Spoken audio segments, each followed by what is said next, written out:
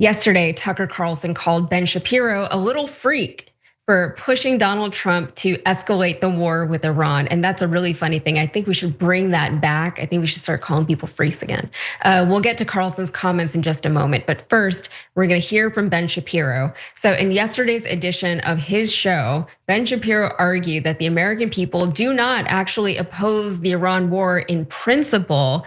They only oppose it because we're not winning hard enough. That's what he said. Let's watch. Laura Ingraham says the American people are done with war, won't fight it, won't fund it, won't support it, and that this new isolationism is going to win. And it might win, but that kind of thinking is dramatically wrong. It's the kind of wrong that destroys countries, that destroys America. Listen, I get why people feel the way they do. I feel that way. I get it, okay? Gas prices are high. Families are stretched thin. Folks are looking at the grocery bill and their rent. They're thinking, why on earth are we spending blood and treasure halfway around the world and not even getting to the end point? No one in America wants American casualties. It's a tragedy and a horror. We do understand that war does come along with casualties, and we are willing to undergo those casualties in pursuit of an end and a victory for America. But as far as the idea that, for example, America, we can't hit Kharg Island because the Iranian people would then be deprived of oil resources. The American people are, I should say, not particularly concerned about that. We are far more concerned with why we're there not winning. We're concerned with why we're there at all. We still don't really know. They still won't really tell us. And we keep winning.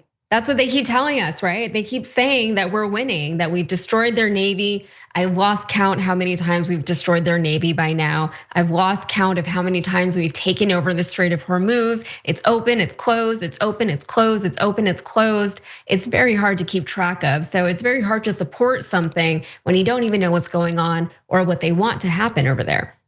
So we're going to hear more from Ben Shapiro because he actually has a proposal for how to win the war in Iran. I don't know why he's not higher up in his career because he seems to have some advice, some thoughts.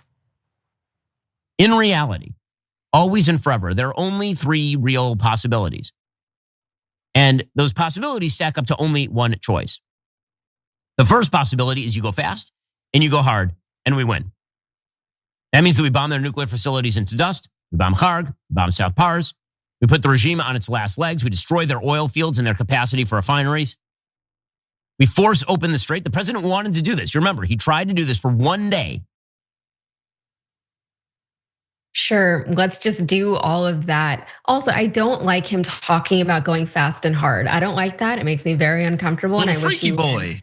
I wish he would not say that. Yeah, maybe that's why he called him a little freak. We're gonna find out. Like there's something there, maybe. Hey, well, you know about them Republicans, man. There's like nothing to get good. Down. They act like they don't like to get down, but they do.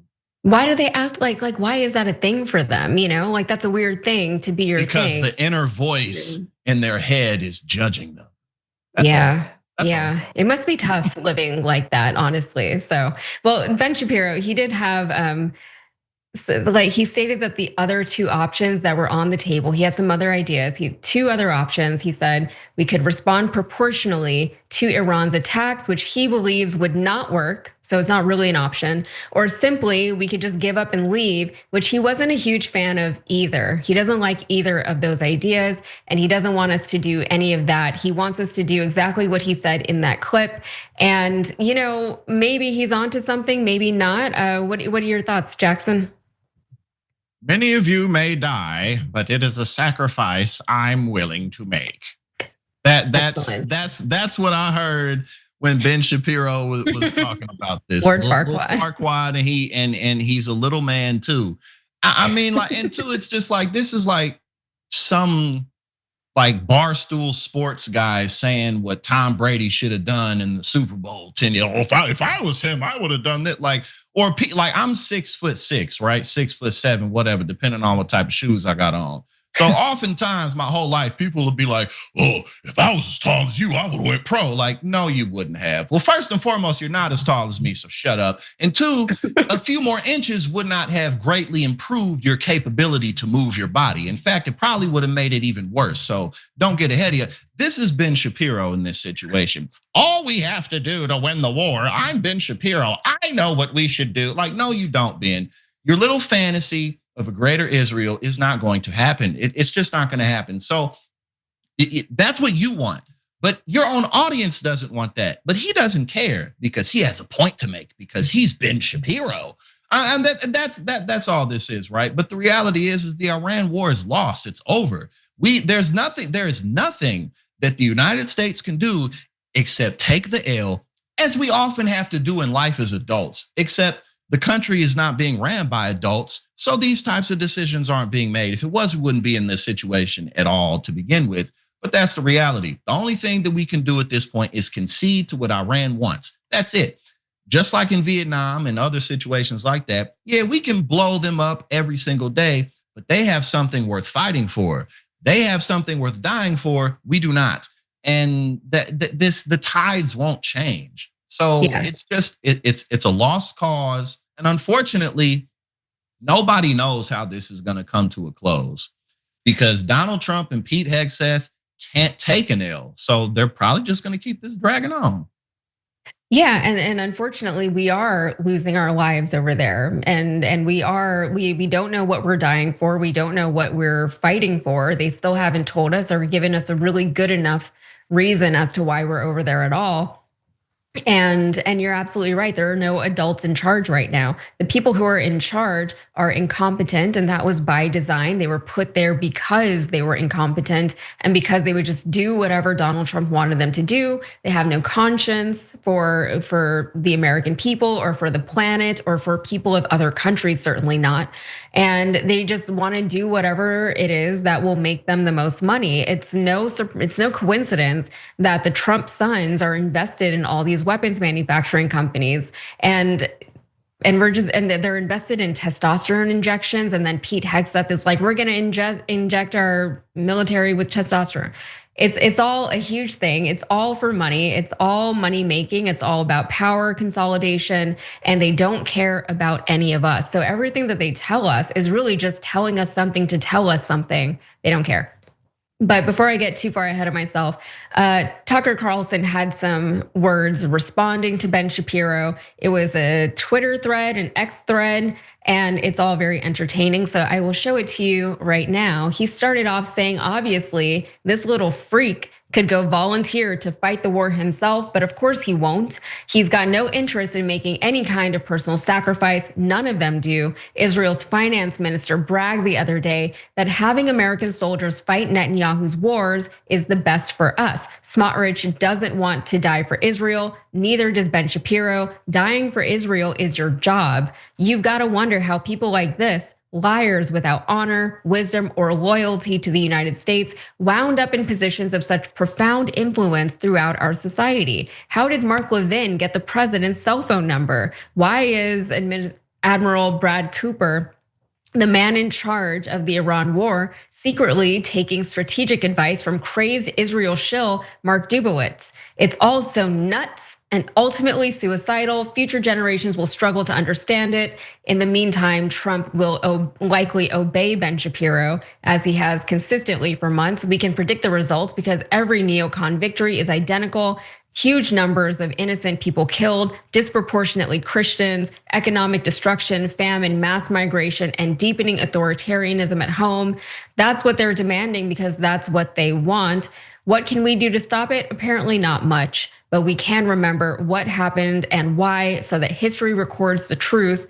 Otherwise, when the war ends in disaster, as it inevitably will, Ben Shapiro will be able to blame it for you. To blame it for you? That's a weird ending. All right, so that was a lot that he had to say there. And Ben Shapiro responded. Here's what he had to say. Put it up for you. He just called it goy slop. That's it. That's all he had to say. Sure. And you know, like Ben Shapiro is wildly unpopular right now. He continues to do his show and give his advice. No one's listening to you except for like us, I guess. You know, like we're listening, but not seriously, not with any kind of respect for what he has to say over there. So Jackson, what are your thoughts on everything Tucker Carlson just had to say? And I guess on Ben Shapiro's response to that, and there's not a whole lot there to work with. So, what was it? I can't the comedian. I can't remember his name off the top of my head now because I've been up for 2 days. But Tim Dillon. He said that these guys are in the business of content creation, and I think that like he was specifically talking about RFK Jr. He was making fun of him for being out there with the yak, but that's very true.